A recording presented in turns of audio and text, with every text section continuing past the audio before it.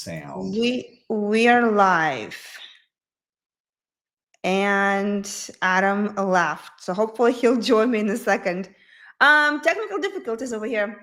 So we're gonna wait for Adam for just a little bit and hopefully he will join us. But I'm gonna go ahead and get started. So today we have Adam here with us, and here you go. Hi, Adam. Hey, the magic AirPods decided to stop working. Hey, well, it's okay.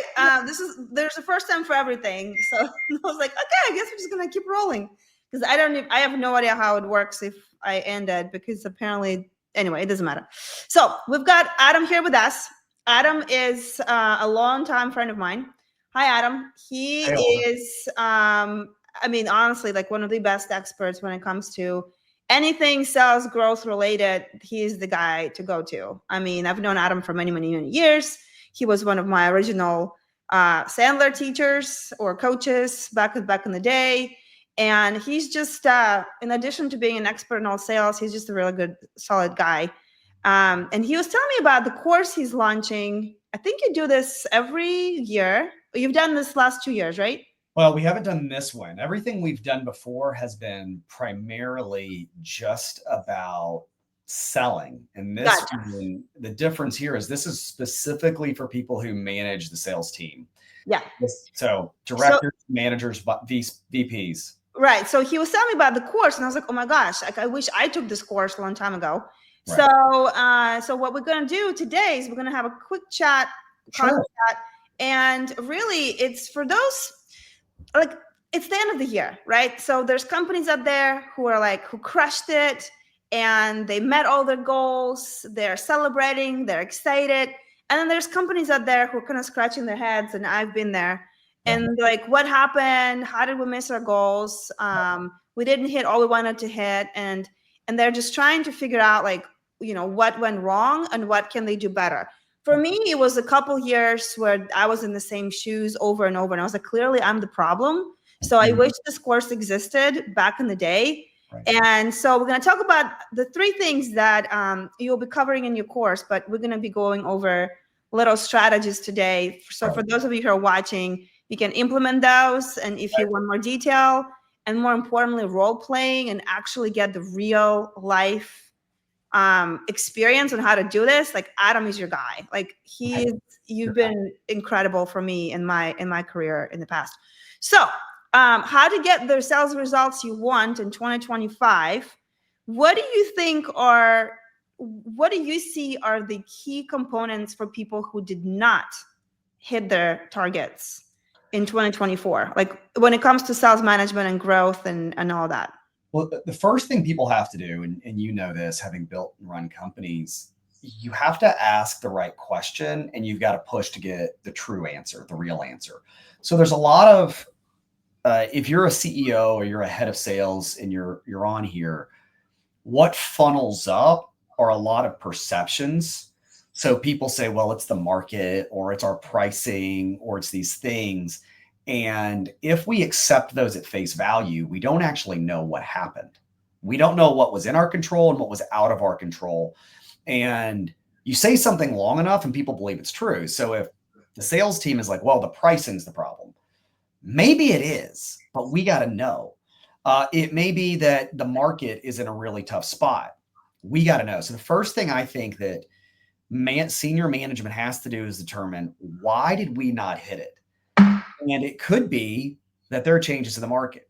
Most companies, I'm going to assume, listening, they're in a situation where they probably didn't have enough pipeline. If they had enough pipeline, there was somewhere that they weren't converting the way they could or the way they should. And they need to start understanding that, because it's really a math problem. Now, it's either a conversion, we're not closing the way we need to, or we didn't have enough. And that could be because we weren't prospecting. We were prospecting the wrong places. We were incentivizing the wrong things. We were having the wrong conversation. And so it didn't create meetings. So I think that's the first thing people need to look at. The second thing they need to look at is the people. And a lot of times companies think, I need a killer salesperson. Everyone wants one. And what we all dream of, tell me if this wasn't the case for you, Somebody you can hire, you can wind them up, they go, you never have to deal with them, and all they do is bring you money, right? I'm going to pay you 200 grand and you're going to bring me 2 million. And the truth is, it doesn't really work like that. I wish it did. Yeah, because it would be a very simple business, would be easy. Right. So one of the things that we're doing this is because a lot of times we have C players and our job is to make them B players. And sometimes we have B players and our job is to get them to A minus, and we have A minus and it's to get them to A or A plus. And the other area that we do a poor job a lot of times is identifying and hiring people to manage, lead, or run the sales organization. So first, what's the problem? Why did we not hit our numbers? Second, who are the right people? And then third, what do they need to be doing? And we're going to get into 2 and 3 in this program for those people who are saying, I don't think the answer is as simple as the market's really hard right now, right? Sometimes it is, but what if it's not? What if it's your manager isn't holding people accountable? Yeah. I was talking to a guy, I had a client of mine, they murdered it this year. And one of our, the guy in charge of it, I was like, hey, we did it, but I still didn't hold people accountable enough. He said, we're not doing enough of the X. I know it. The managers aren't holding the people accountable. That's my fault because I'm not holding them accountable. And he still did well. That's the exception. That's not right. Right. And a lot of times, especially like when we talk to our clients, sometimes that is the problem, is the sales leader, right? They're not asking the right questions, or they're not doing the right things, or they're not holding accountable, right. Or they're just being like, they're just doing too much of all kinds of things with no strategy. So let's get into, what do you want to get into, more of accountability first, or more of the how to do the coaching first? Because like when, like what do you see is the biggest return on investment in terms of meeting goals? So like if somebody wants to crush it next year, like where do you think they should look first for the immediate kind of like?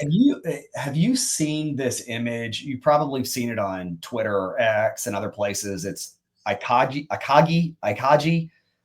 It's a Japanese phrase, and it's sort of this amazing Venn diagram of like passion, purpose, yeah, blah blah blah blah. Right.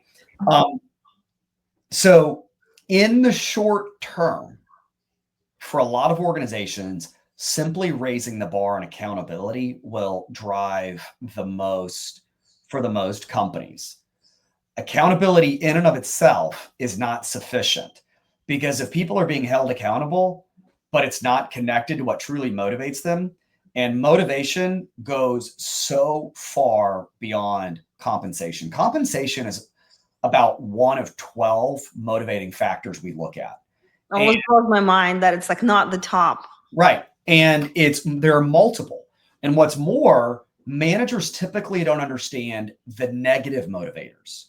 So we always just think, all right, here's a bone, go fetch it. And they're going to run hard.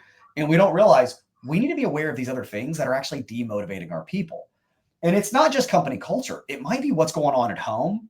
And if a manager is not aware of that, they can't help mitigate the impact it has on sales performance. So I would say you start with accountability, but longer term, we have to understand motivation.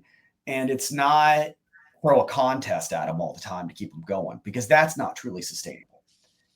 So when it comes to accountability, when you are evaluating the organization, when do you know like somebody's got it right? And when do you think like what's on the checklist of accountability? Like you're like, yep, you got this, versus, ooh, you gotta, like, if you don't have this and this and this, you gotta work on your accountability. Is there, I don't know. I would say the first thing we look for is, do they tolerate excuses? And sometimes that comes from the top. If the leaders make excuses, the people know it's okay to make excuses. So I posted something today about strong organizations, and it's really hard to have top performers and bottom performers coexist, because the bottom performers feel bad about themselves and they resent top performers because it exposes them.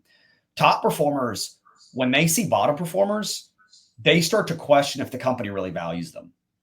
Yeah. Like, why are you going to keep these people around and let them slide? And I'm killing myself.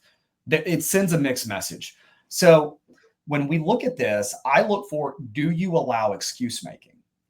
And then we start to look at what just happened. Sorry. You're good. Don't go anywhere. You're I good. did. Something popped up. Then the other thing we look at is, do they have a very specific item that people are held accountable to? So most people, they oversimplify accountability to, did you make your calls? Well, let's pretend you're managing me. Making calls may not be the issue. You might actually need to hold me accountable to being tougher in my meetings. So here's an example, and you and I know about this, and you look for it when you hire.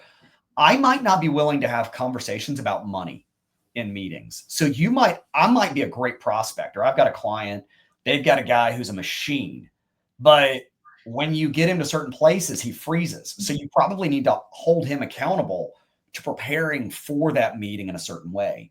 Whereas they have another performer, and that rep doesn't prospect consistently. They run the meetings really well, but they don't prospect. So you actually have to hold that person accountable to that.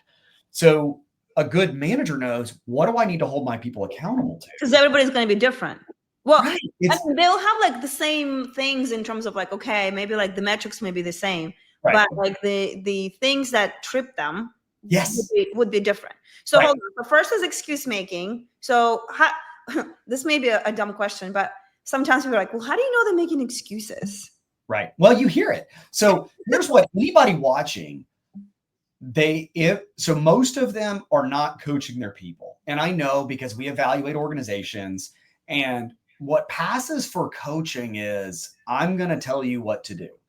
And there's not a lot of role playing.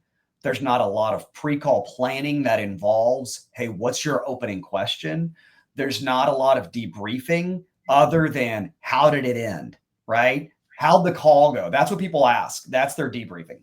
So when I know there's no coaching going on, or if it's going on, it's not going on well, it's going to be a problem. What we want to look for is, sales rep comes to you. They just had an opportunity. They just had a sales call. If I'm Olga, I'm asking that rep, how did the call end? Now, if I ask, how did the call go? Everyone's going to say, good, looks good, feels good. Happy ears. Yep. Right. No one's actually going to say, we don't have a good chance. Here's what's wrong. Here's where I missed it. But let's pretend I ask somebody, how did the call end? And they say, well, they give me something that's anything other than, we have a very clear next step, we're moving forward to these things. I want to know, why did you get there, and what could you have done better? Most people externalize, and they're going to blame competition. They're going to blame the customer. We have to just start listening for excuses. And excuses are going to sound like, our internal process for contracting is getting in the way. Or they're going to say things like, it's just a really difficult prospect. Or they're going to say, our competition came in and undercut us. All of those are excuses. Yep. Might be real, but generally we're saying, Olga, I didn't really have any control over what happened. There was nothing I could have done better. So when managers hear excuses, they need to call it out. And people, I'll tell you a quick story. So I was in a meeting with a sales rep. He was on my team at the time, and he was making excuses. And I just said, that sounds like an excuse. He lost his mind.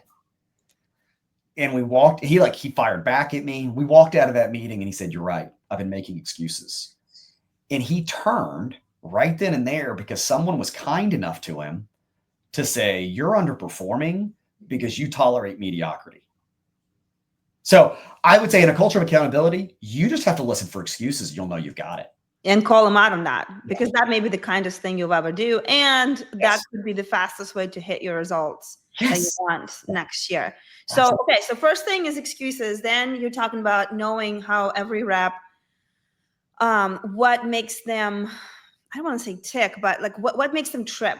What makes them in terms of like, is this, like for me back in the day, and I'm still working on this, is my emotional control, or, sometimes I get into my head and I think I know what the person's going to say next, and I'm like already in la la land. For some people, it may be they want to, please people, right? The need for approval thing or whatever. Or some people it's money weakness. So like there's all these things that, so how do you help your, I guess, customers figure out what trips who? Like, Well, a lot of people that they could be you managing. walk them through a process. So there are a handful of things you can do. Sometimes you need to observe your people.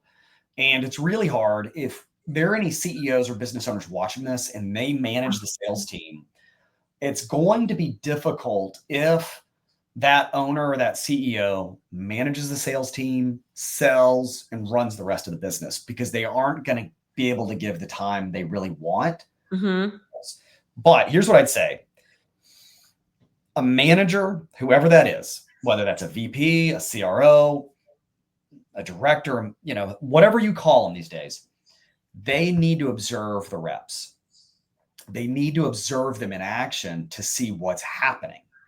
And they need to be able to understand the difference between a weakness in their skill set and then a selling weakness. And so you want to talk about, can we talk about money? Can we stay in the moment and listen? Do we need to be liked? So those are selling weaknesses. Over here, we need to look at the tactical weaknesses, right? Can they sell consultatively? Can they sell value? Can they quantify? Can they poke holes in an argument? Can they find missing pieces? And that comes, there's some assessment tools. You and we've talked about those. There's also just observation. And one of the things that we'll do to kind of get all of this kicked off, and we're going to do this in the course, but we do this with our clients, is we say, you need to shape the environment. And I don't have an assessment tool for this. It's simply observation, but I'll sit with a manager and say, okay, here are your 8 reps. I want you to go through this and I want you to identify where this person is not living up to what you want to see from them. And I'm generally hoping that the managers I'm working with are good, decent people, and they are. But it's things like, are they proactive? Do they have the work ethic you need? Do they make excuses? Do they trust you? Do you trust them? So we look through all these things, and then we start to say, what do we need to work on to create the environment where everyone can perform at their best? Because if it's one where people were, they resent each other, they got nasty attitudes, they're short, coaching's not going to work. Accountability's not going to work. So we have to shape the environment. And when managers shape their environment, they are 10 times more likely to hit their numbers than if they don't. So in this course, you'll teach them how to look at the team and do what you just talked about. Right. And look, and I'm telling you, I'm not dissuading anybody from signing up because we do a lot of good work. It's not rocket science. It's just not things people do. We throw numbers at it and they're like, all right, let me get to my spreadsheets and my analysis. No, you actually got to look at the people, right? Warren Buffett says business is easy. It's the people that are hard. So okay, is there a trust issue here? No one's going to take accountability from someone they don't trust. If they don't trust your intentions, that you care about them and want what's best, no one's going to, there might be an issue where they don't respect the expertise of the manager. And I will sometimes see someone who doesn't have a selling background trying to manage sales. Oh, there's always going to be a delta between what they're trying to do and what the salespeople will let them do. So it's kind of coming full circle, right? So the setting the metrics, and a lot of times, let's say I want to grow my business, I want to double it next year, right? And then, okay, so doubling is we need to hit the numbers X, Y, and Z.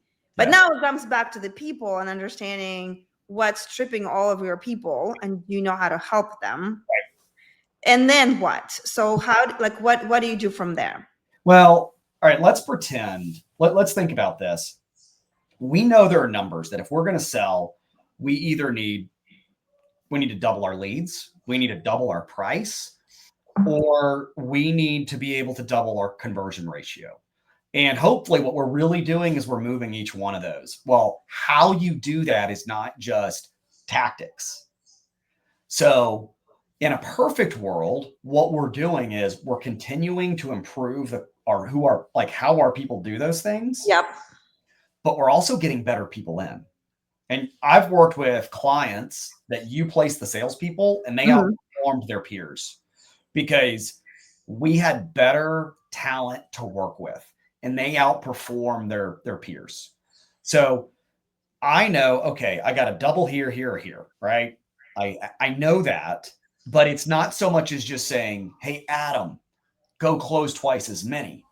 My manager has to know, does Adam have a skill set issue or does he have a weakness? And frankly, is Adam the right guy? Does he have what it takes to go close this business or prospect?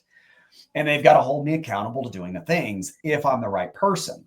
Well, not everybody can go turn over the whole sales team and start all over and not have a drop off. So then, the manager needs to understand how to move these people producing $1 million a year to get them producing 1.2 or 1.3. And you and I would tell them, you need to be looking to bring new people in and raise the level of talent, because as you bring in better talent, it will raise everyone else. I'll tell you a quick story. So we'll probably tell this story in the program. My colleague Brandon is going to help deliver some of this. He was in a company where the average inside rep did $60,000 in new business a month. $60,000. Not bad. That's ARR. That's 720 grand annualized, just year one. They brought in someone new, and this guy he was a cut above. And his first month, he did 100 grand. And they thought, well, he got lucky. Second month, he does 120. No, he does 140. And he finally kind of flattened out around 150, 170 every month. Here's what happened. When everybody saw that, this better talent who was managed well, who was coached, who applied the training. Look, I'm in the training business, but training works with the right management. And what we saw with this guy was that 60,000 group all came up to 100 grand because this guy had set a new bar, and they're like, well, it's doable. He just ran a 4-minute mile or whatever. So yeah, exactly. Now and so like, we can run a 4-minute mile. We're not going to die. Yeah. So I look at this, that a manager's job in the world of sales is you have to love it, or at least be committed to it, because it's hard. It's redundant. You really want to go on to all this other strategic stuff, but it's a lot of coaching. It's a lot of accountability. It's a lot of, to some degree, therapist that you're playing. You're going to work with these people. You're in the field. It's not sexy. It's hard work, but that's how you double, right? That's how you double your lead flow, or double your close rate, or double your price. You've just got your people to be better, but it doesn't happen because you send them to a 2-day course. Right.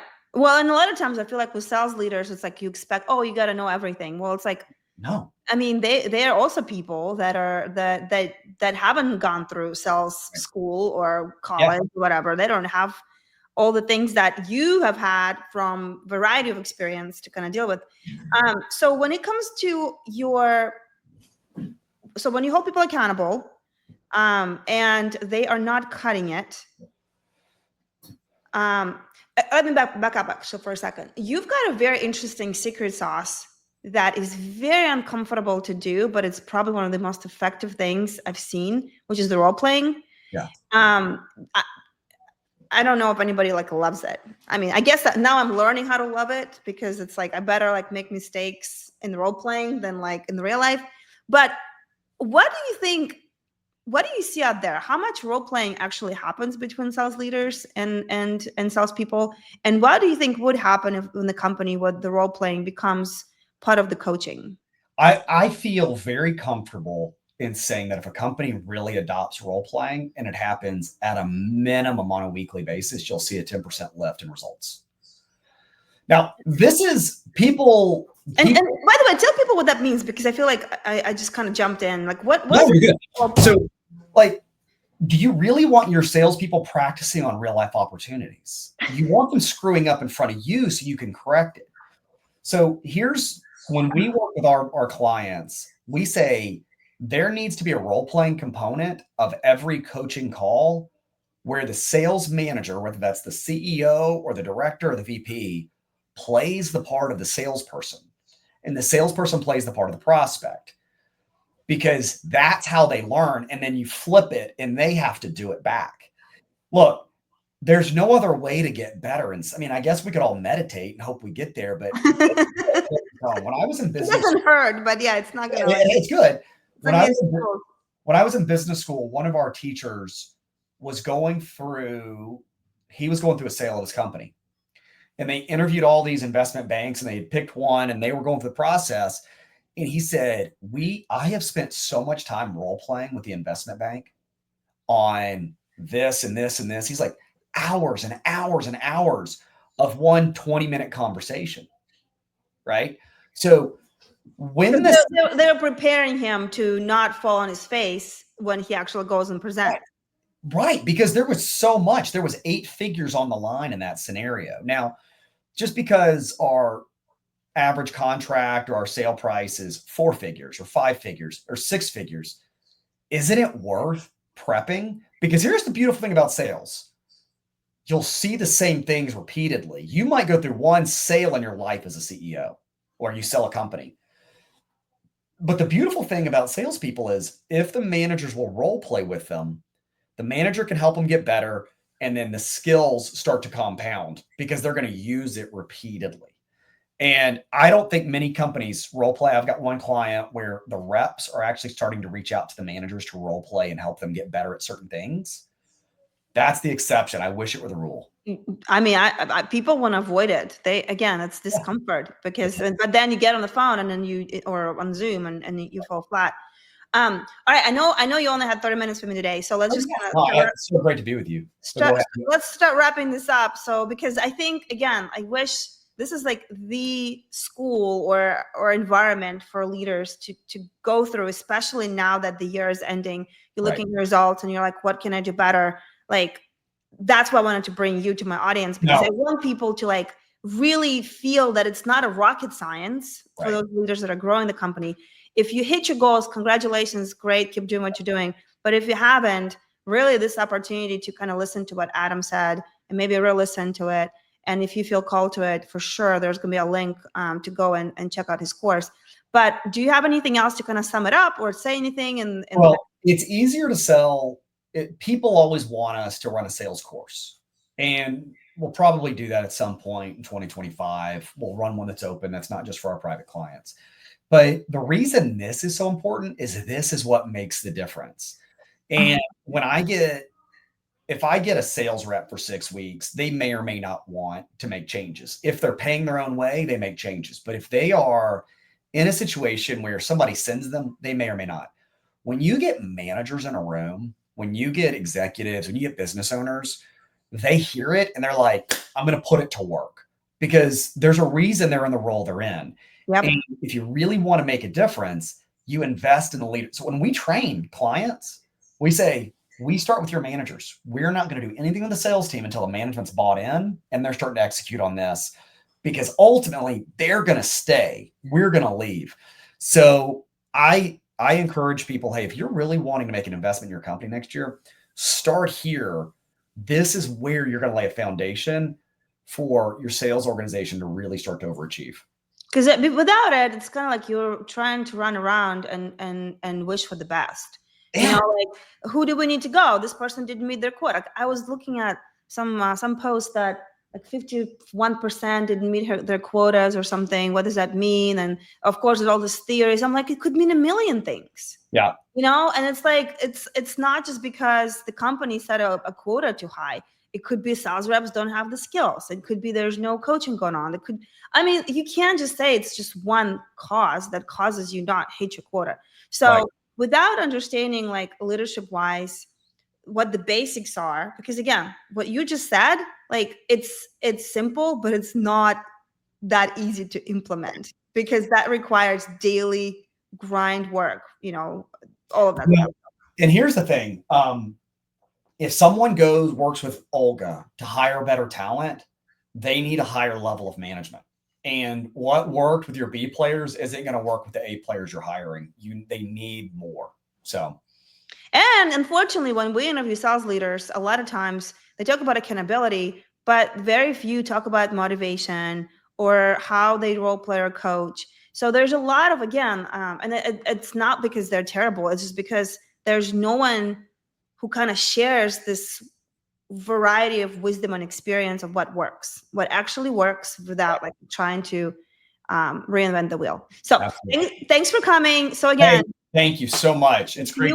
If you're in a leadership role and you're interested about kind of, getting that next year be exactly what you want, like really Adam is your guy. I mean, I can't speak highly enough of what he's done and what you do. And so you're going to be in good hands. And yeah, so good luck to you with everything. And the link will be in the comments. So thanks for coming. So much. Great for being with everybody. Olga, great being with you. Have a happy holiday season. This is awesome. So helpful. You have a good one. Happy holidays. Bye.